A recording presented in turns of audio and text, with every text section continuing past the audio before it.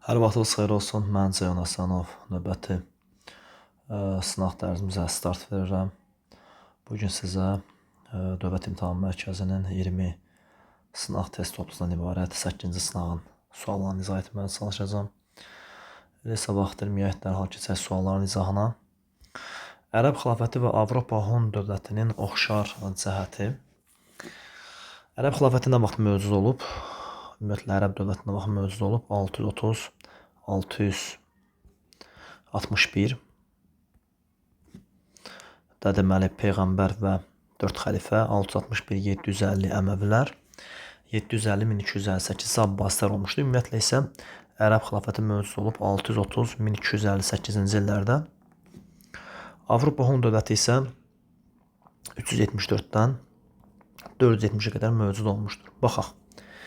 Pirene yarımadasının ələ keçirilməsi. Pirene yarımadasının ələ keçirilməsi təbii ki, Ərəb xilafəti üçün keçərlidir. Çünki Ərəb xilafəti onun 711-ci ildə tarixin baş saatında Pirene yarımadasına girib və orada vaxtilə xalqların böyük köçü zamanı məskunlaşmış Vestgotlara qalib gəlib Pirene yarımadasını ələ keçirmişdilər.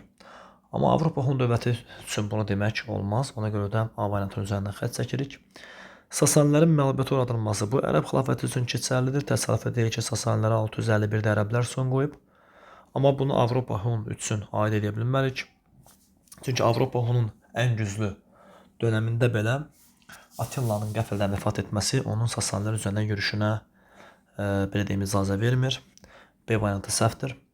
Konstantinopola yürüş edilməsi. Əlbəttə ki, Konstantinopola yürüş edilmişdir. Çünki ərəblər bir neçə Bizansa qalib gəldikdən sonra mərkəzə də yürüş etmişdilər Konstantinopola. Sadəcə olaraq o dövrdə Bizanslıların donanmasının güclü olması və belə deyim, o dövrün partlayıcı maddələrindən istifadə etməsi hələ də o qəbilə quruluşundan çıxmayan ərəblər üçün böyük bir belə deyim, imtahan oldu və onlar Konstantinopol yürüşündən uğursuz qayıtdılar 7-ci əsrdə.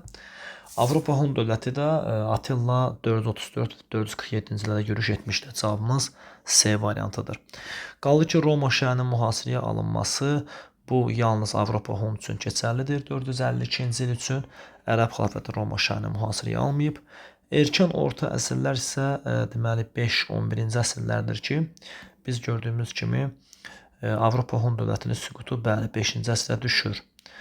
Amma Ərəb dövlətinin süqutu 13-cü əsrdir. 13-cü əsr isə belə demək mümkündürsə erkən feodalizm dövrünə düşmür. Bax belə. Burada cavabımız C-dir. İkinci suala baxaq. Göytürklərlə bağlı bir sualdır. Birinci Göytürk mövcud olub 552 588-ci ilə qədər vahid olaraq. Sonra isə bilirsiniz ki, 2 yerə parçalanmışdı. Qərbi və şərqi Göytürkə. Qərbi Göytürk 588-dən təxminən 658-659-a qədər. Şərqi Göytürk isə 588-dən 634-ə qədər yaşamışdı. Baxaq. Avarlara qarşı mübarizə aparmışdı. Bəli, bu düzgün cavabdır. Onsuz da 1-ci Göytürk dövləti avarlara qarşı mübarizə zamanı yaranmışdı. Bumin xaqan tərəfindən. Sonra isə Bumindən sonra hakimiyyətə gələn Muğan xaqan dövründə isə avarlar ümumiyyətlə qovulmuşdu. Ümumiyyətlə, avarların həmin dövrdə 2 dövləti var. Asiyada bir dövlətləri var, Avropa. Və Göytürklər tərəfindən qovulduqdan sonra onlar Avropaya pənah aparırlar və orada da avar xaqanlığını yaradırlar. Biz biri düzgün götürürük. Avar xaqanlığı isə təbii ki, böyük Karlson qoyub. 2. Kiyev knyazlığını asla salmışdı. Köhnə kitablara baxsaq, Kiyev knyazlığı 882-də yaranıb. Göytürk heç onu görməyib. Hakimiyyət onun mübarizə nəticəsində 2 yerə bölünmüşdür. Bəli, 588-də 2 yerə bölünmüşdür. 3 də düzgün cavabdır. Məzdəklər üsyanının yatırılmasına Sasanilərə kömək etmişdir. Məzdəklər üsyanı baş verən zaman Göytürk dövləti mövcud deyildi. Bu da yanlışdır. Qutluq xanın Çin əsarətinə qarşı qaldırdığı üsyan nəticəsində yaranmışdır. Xeyr, bu 2-ci Göytürkün yaranmasıdır. Bizə 1-ci Göytürk lazımdır və cavab A variantıdır. Üçüncü suala baxaq. Qaraxanlı dövlətinə aiddir. Qaraxanlı dövləti 840-dan 13-cü əsrin əvvəlinə qədər mövcud olub. Xorasan və Xarəzmin tabe edilməsi. Belə bir cümlə var. Deyir ki, Samanilərin bölünməsindən sonra Xorasan, Xarəzm, Sistan, Əfqanistan Qəznəvilər dövlətinə düşür. Ona görə də bu Qaraxanlıya aid deyil. Qurlu tayfasının hücumlarına məruz qalan Qəznəvilərdir və bu tayfa tərəfindən süquta uğrayıblar. Qaraxanilər isə bu Qarakitalılar və Xarəzmşahlardır. Dəndənkədə məğlub olan bu da Qəznəvidir. Lahor şəhəri bu da Qəznəvidir. 11-ci əsrin 40-cı illərində, yəni 1042-də 2 yerə bölünən Qaraxanilərdir. Bəli, cavabımız Y variantıdır. Davam edək. Səbəb nəticə əlaqələrinin doğru verildiyi bəndi müəyyənləşdirin. 7-ci əsrdə ərəblərin Bizans üzərinə yürüşü baş verdi. Bizans Balkanlıdakı mülklərini itirdi. Xeyr. Bizans Balkanlıdakı mülklərini Osmanlılara qarşı müharibədə itiriblər. Bizans Suriya, Fələstin, Misir itirir ki, bunlar Afrika və Ön Asiyadır. Bunlar Balkan yarımadasına düşmür. Ona görə 1 yanlışdır. 2. Bizans İmperatoru Justinian işğalçı müharibə apardı, Vardlar və Oskot qıraqlarını ələ keçirdi. Bu düzgün cavabdır. Bizans İmperatoru keçmiş Romanı bərpa eləmək istəyirdi və nəzərə alsaq ki, Vandal və Oskot qıraqları da keçmiş Romada yaranmışdı. Ona görə keçmiş Romanı bərpa etməyin yollarından biri Romada yaranan krallıqları ələ keçirmək idi. 2 düzgün cavabdır. 3. Abbasilər xilafəti dağıldı. Bizans imperiyası Kipr və Kreti yenidən ələ keçirdi. Bəli, bu da düzgün cavabdır. Çünki 10-cu əsrdə Abbasilərin və Böyük Bulqar dövlətinin zəifləməsindən istifadə edən Bizans verilən əraziləri ələ keçirdir. 6-cı əsrdə Slavyanlar Bizans imperiyasına məskunlaşdı. Bizans imperiyasında quldarlıq qaydaları daha da möhkəmləndi. Yanlışdır. Xalqların böyük keçişdə iştirak edən tayfaların heç birisi demək olar ki, feodalizmi görməmişdi. Daha doğrusu quldarlığı görməmişdi. İbtidai quruluşundan birbaşa feodalizmə keçmişdilər. Və özləri feodalizmə keçdikləri kimi getdiyi yerlərdə də feodalizmə şərait yaradırdılar. Burada cavabımız 2-3 B variantıdır. 5-ə baxaq. Kipr adasını fəth edən Osmanlı sultanı kifayət qədər rahat bir sual, söhbət 1566-1574-də hakimiyyətdə olan 2-ci Səlimdən gedir. Abituriyentlər Kiprlə Kriti qarışdırırlar. Krit isə 17-ci əsrdə ələ keçirilibdir. Bax belə. Təxminən 4-cü Mehmedin hakimiyyəti dövründə onun adı orta məktəb kitablarında verilmir. Belə isə biz onu ələ keçirilməsini deməli Kömür Mehmed Paşanın oğlu Fazil Əhməd Paşada görürük. Davam edək 6-cı suala. Daha əvvəl baş vermişdir.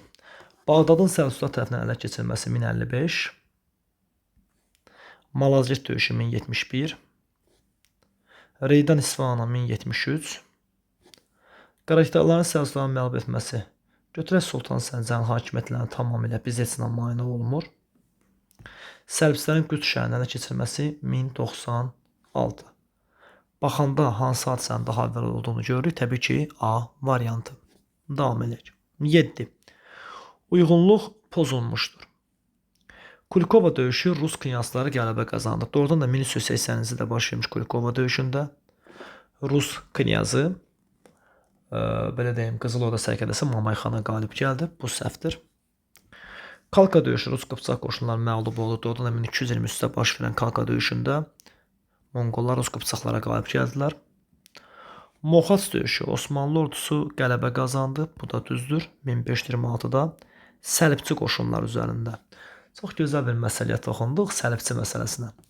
Səlib yürüşləri deyəndə, təbii ki, Səlib yürüşləri Osmanlıya olacaqdırsa, bu 11-13-cü əsrdə olacaq. Səlib yürüşlərinə məruz qalıb deyəndə, Osmanlı məruz qalmayıb. Çünki Osmanlının yaranmasının 1302 olduğu nəzərə alsaq, şərqə doğru səlib yürüşləri 11-13-cü əsrdir. Səlib yürüşlərinə məruz qalmaq başqa bir şeydir. Necə ki, Osmanlı məruz qalmayıb. Səlibçilərə qarşı mübarizə aparmaq başqa bir şeydir. Bəli, bir neçə xristian dövləti birləşirsə, onlara səlibçi qüvvələr deyə bilərik və Osmanlılar onlara 1526-da qalib gəlmişdi. Terek döyüşündə də doğrudan da Qızıl Orda qoşunları məğlub oldu. Toxtamış öldürülmür, məğlub edilir. Maraq üstündəyim. Y. Niqbol döyüşü Birləşmiş Səlibçi qüvvələri qalib gəldi. Sözümə qüvvət. Gördüyünüz kimi Osmanlı ilə Səlibçilərin savaşı var. Bu 1396-dır, amma burada Osmanlı qalib gəlmişdir. Deməli, variant Y. Davam edək. Böyük Monqol imperiyasının hücumuna məruz qalmamışdır. Dehli Sultanlığı əlbəttə ki, məruz qalıb və Dehli Sultan olduğu Hindistan axırıncı hökmdar Əlaəddin Xələc Monqol imperiyasının hücumuna qarşı salmışdı. Nə mənalı axırıncı? Yəni Monqollara qarşı sonuncu mübarizə aparan. Ümumiyyətlə Monqollar dünyaya saldırdılar 13-cü əsrdə, 14-cü əsrin əvvəllərindən sonra Monqollar artıq dünya üçün bir problemə çevrilmədilər. Xarəzmşahlar dövləti, Xarəzmşahlar dövlətinə təbii ki son qoyublar, bu da var. Böyük Səlcuq İmperatorluğu təbii ki cavabımız bu olacaq. İdil Bulqarları təbii ki 1335-ci ildə Qaraqorum qurultayından sonra Batı xan Çingiz xanın nəvəsi idi və təbii ki bütün tutulan ərazilər böyük Monqola qatılmalı idi əvvəllər. Batı xan yürüşə başında 1-ci İdil Bulqarlarına son qoymuşdu. Rus knyazlıqları, bəli, pərakəndə olan Rus knyazlıqları da böyük Monqol imperiyasının tərkibindən düşmüşdür. Və sonradan Batı xan 1243-də həmin ərazilərdə Qızıl Ordanı yaratmışdır. Cavabımız C variantı oldu. Davam eləyək. Yüzillik müharibə illərində Osmanlı dövlətinə baş vermişdir. Yüzillik müharibə neçənci illərdir? 1337, 1453-cü illərdir. Baxaq. Ankara döyüşü. Ankara döyüşü təbii ki 1402-dir. Və bu baş verir. Cavabımız A-dır. Digər variantlara baxaq. Sultan 1-ci Süleymanın hakimiyyətləri 1520-də gəlibsə bu sayılmır. 1-ci Səbəb Osmanlı müharibəsi Çaldıran döyüşündən başlayırsa bu da yuxarıdakı şərt ödəmir. Bursa şəhərinin ələ keçirilməsi 1326, bu da sayılmır. Trabzon isə 1461-dir. Gördüyümüz kimi oradakı uyğunluğu izləyən cavab A variantıdır. Ona baxaq. İngiltərə kralı 2-ci Henrix. Köhnə kitablarda hakimiyyət illəri daha dəqiq yazılardı. 1154-1189. Kral hakimiyyəti gücləndi. Bəli. Amma digər variantlara baxaq. Feodallar qalxanpulu adlı xüsusi vergidən azad edildi. Əksinə, qalxanpulu ilə yükləndilər. Və bu kralın baron qoşulanın asıllığını azaltdı. Yer gəlmişən C variantında nə yazır? Kralın baron qoşunlarının asılılığı artdı. Xeyr, azaldı. Mərkəzləşmiş dövlətin əsası qoydu. Bu 1066-dır. Hastings döyüşündən. Bu Wilhelmə aiddir. Amma düşmür axı 2-ci Henrixə. Ona görə D variantı yanlışdır. Kral məhkəməsinin saatləri azaldı. Xeyr. Kral məhkəmə onsuz da əvvəldən var idi. 2-ci Henrix isə kral məhkəməsini demək olar ki, ümum İngiltərə məhkəməsi etdi. Cavab A variantı. 11. 11-in şərti. Aha. Verden müqaviləsi nəticəsində yaranmış dövlətləri xəritədə müəyyənləşdirin. Tamam. Əvvəla baxaq. 1 İspaniyadır. 2 Fransadır. 4 Almaniyadır. 5 Avstriyadır. 3 İtaliyadır. Və biz bilirik ki, Fransa, İtaliya, Almaniyaya bölünmüşdür. 2, 3, 4 cavabımız A variantıdır. Davam edelim. İndulgensiya adlanır. Rahat bir sual. Təbii ki, indulgensiya sözünün mənası cənnət qəbzi deməkdir. Kilsə məhkəməsi inkvizisiyadır. Katolik kilsəsinin rəhbəri təbii ki, Papa. Xristian dininin ehkamlarına qarşı çıxanlar bidətçilər, səlib hücrünə iştirak edən əsgərlər isə ümumiyyətlə səlibçilər adlanır. 13. Çingiz xan və Əmir Teymurun hakimiyyət dövrünə aid oxşar hadisələr. Baxaq. Çingiz xanın hakimiyyətləri 1206-1227. Əmir Teymurun hakimiyyətləri isə 1370-1405-ci illərdir. Baxaq. Çinin asılı hala salınması. Bu təbii ki, Çingiz xana aiddir. Çünki Əmir Teymur Çinə qədər gedib belə çıxa bilmədi. Konstantinopolun bunun mühasirəyə alınması heç birisi. Cənubi Qafqaza işğalçı yürüşləri. Təbii ki, hər ikisinin dövləti Azərbaycana gəlibsə və Azərbaycan Cənubi Qafqazdadır. Cavab C-dir. Xarəzmşahlar dövlətinə Çingiz xan son qoymuşdursa, Əmir Teymur necə tuta bilərdi?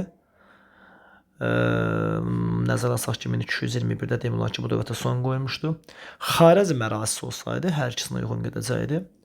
Qaraqorum isə yalnız Çingiz xanın paytaxtı olubdur. Əmir Teymurun paytaxtı Səmərqənd və sonradan oğlunun dövründə isə Herat olmuşdur. Cavabımız C variantıdır. 14. 15-ci əsrin 90-cı illərinə aiddir söhbət.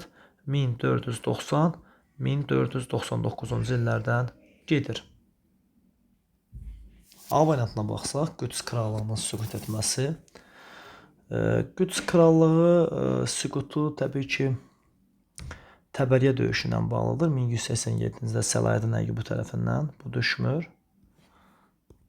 Vahid İspaniya krallığının yaranması Kastiliya və Aragon krallıqları birləşib və vahid İspaniyanı yaradılar. Bu da düşmür yuxarıdakı illərə.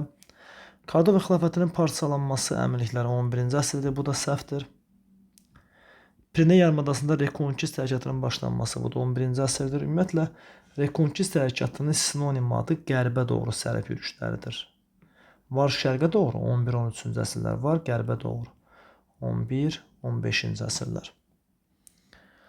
Bu da yanlışdır. Qranada əmirliyi 1492-dir. Müsəlmanların əlində sonuncu qalan ərazi idi və variantımız Y variantıdır.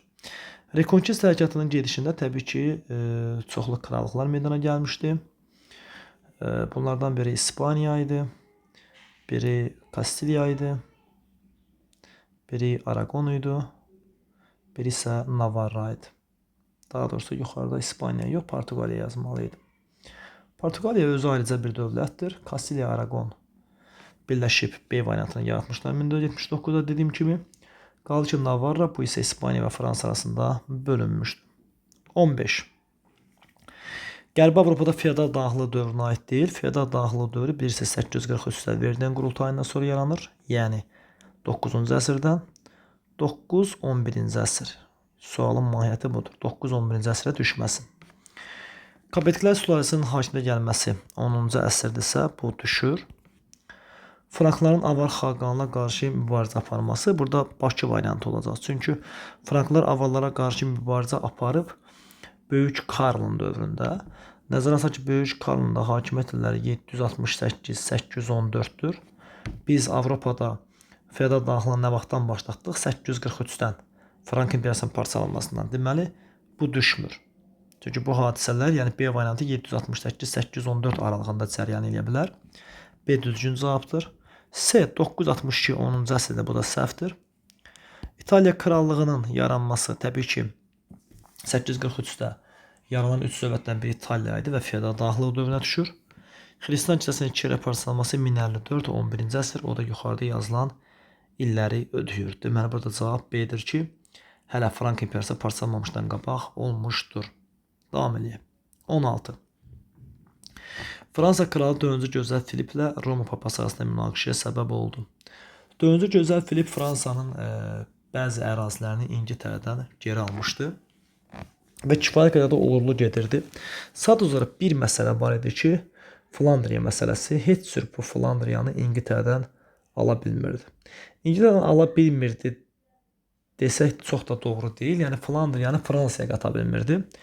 Məsələ nədən ibarət idi əslində? Flandriyanın İngiltərədən iqtisadi maraqları var idi. Belə ki, Flandriya İngiltərədən ipək ticarətində idi və Flandriya fikirləşirdi ki, mənim Fransaya birləşməyim mənim üçün uğurlu olmaya bilər.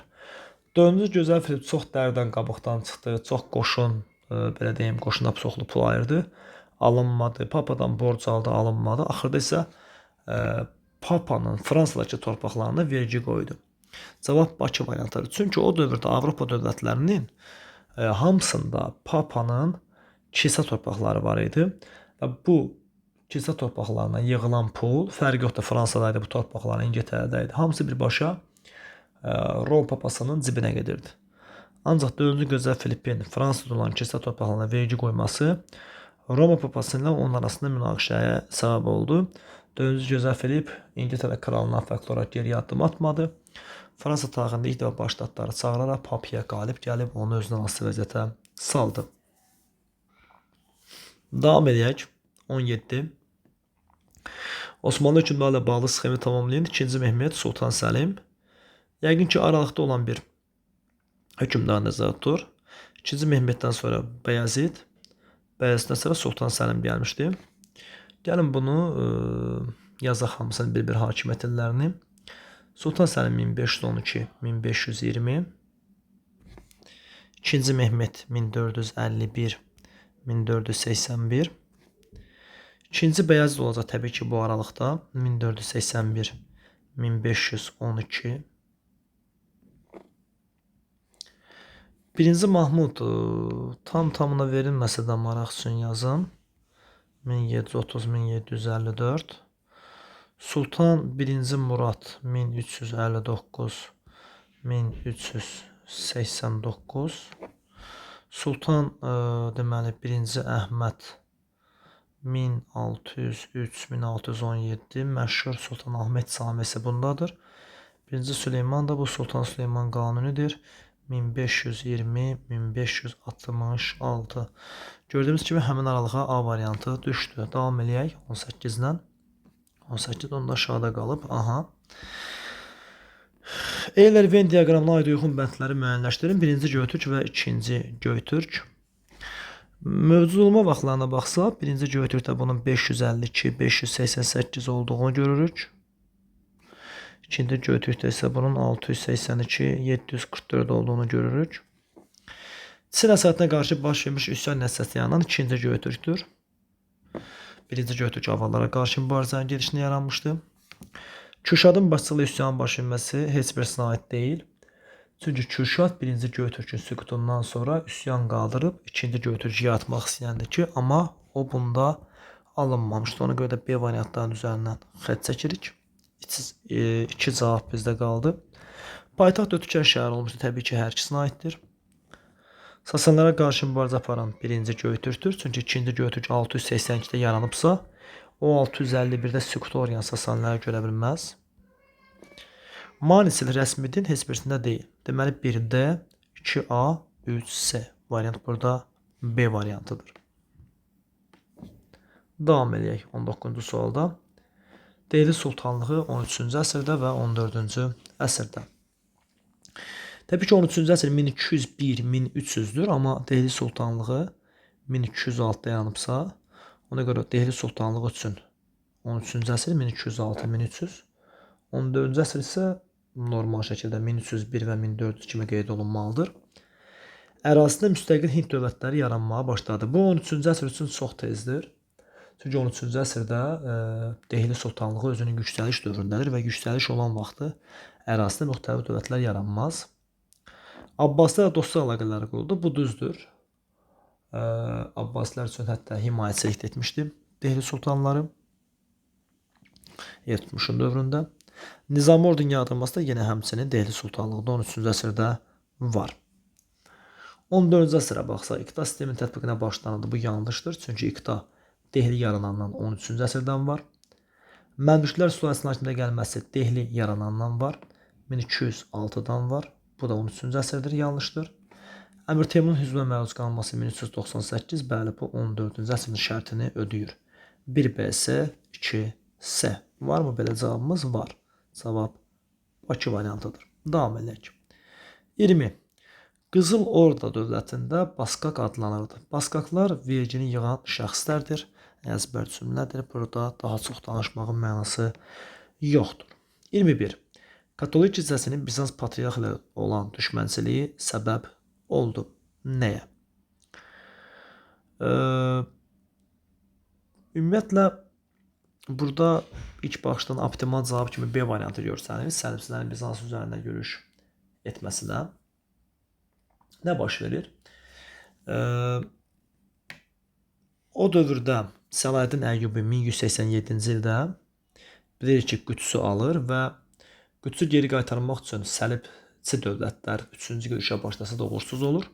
Bundan sonra Papa belə qərara gəlir ki, 1202-də özü Misirə yürüş etsin. Amma Misirə yürüş üçün nə lazımdır? Mütləq şəkildə gəmi lazımdır Aralıq dənizinə getmək üçün. Gəmi kimdədir? Venesiyada. Venesiya isə Papaya dedi ki, mən sənə gəmi verirəm, amma birinci Bizans üzərində yürüş etməliyik.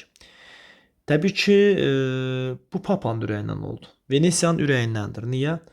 Çünki Bizans onun rəqibidir. Bu Papanın da ürəyindəndir. Çünki Bizans onun dini baxımından rəqibidir.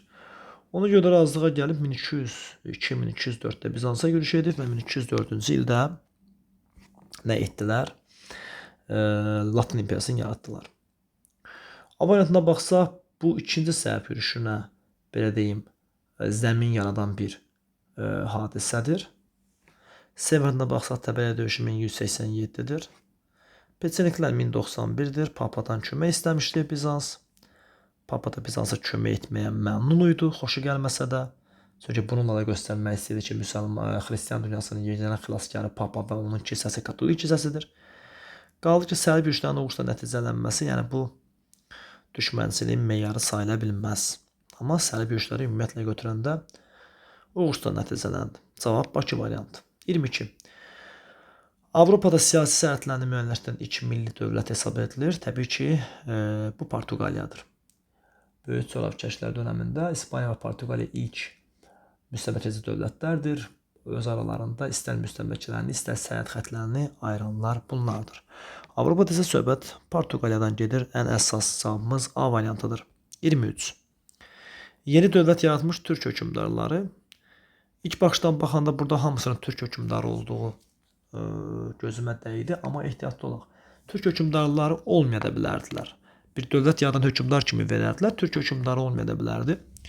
Toğrul əlbəttə ki, yaradıb söhbət Səlcuqdan gedir. İstəmi Xaqan, xeyr, bu Göytürkün, belə deyim, Yapqularından biridir. Yapqu ümumiyyətlə hökmdar sayılmır, onun köməkçisi sayılır.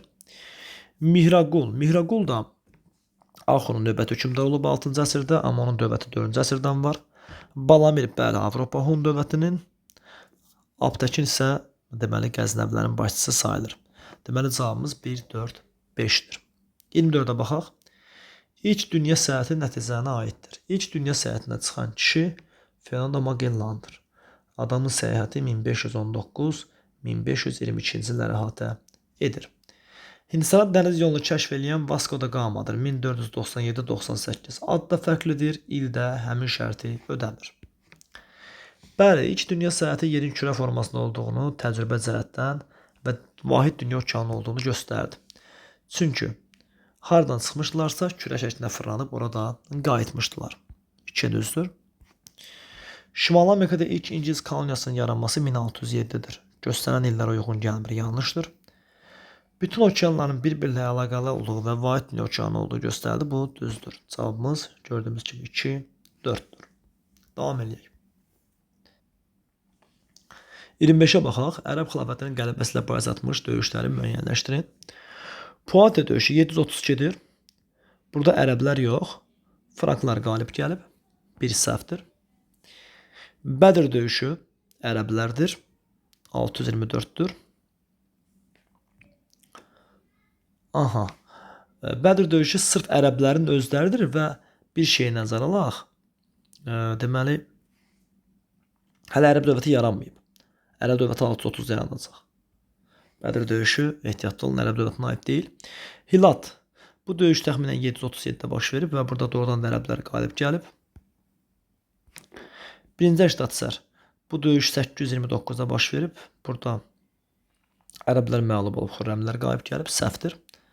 Talas bu döyüş 751-də baş verib. Burada ərəblər qalib gəlib Çinə. 3, 5. Davam edək. 26. Xronoloji ardıcılığı müəyyənləşdirək. Baburun Aqra şəhərinə keçirməsi 1526. Söhbət Böyük Moğolun yaradılmasına gedir. Sərbədalilər üsyanı 1366. Teymur əmir deyildi hələ. Pekin şəhərinin Böyük Monqol dövlətinin paytaxtına çevrilməsi Xubilay xanın dövründə təxminən 1371. Kiçikdən böyüyə düşsək, təbii ki, xronoloji ardıcılığın 3, 2, 1 şəklində olduğunu deyə bilərik. 27. Fransa krallığı, İngiltərə krallığı və yuxarıda 15-ci əsr. Ehtiyatlı olaq. Anglikan kilsəsi yarandı. Anglikan kilsəsi necə bir kilsədir? Protestant. Protestant kilsələr nəyin əsasında meydana gəlib? Reformasiyanın. Reformasiya harda başlayıb? Almaniyada.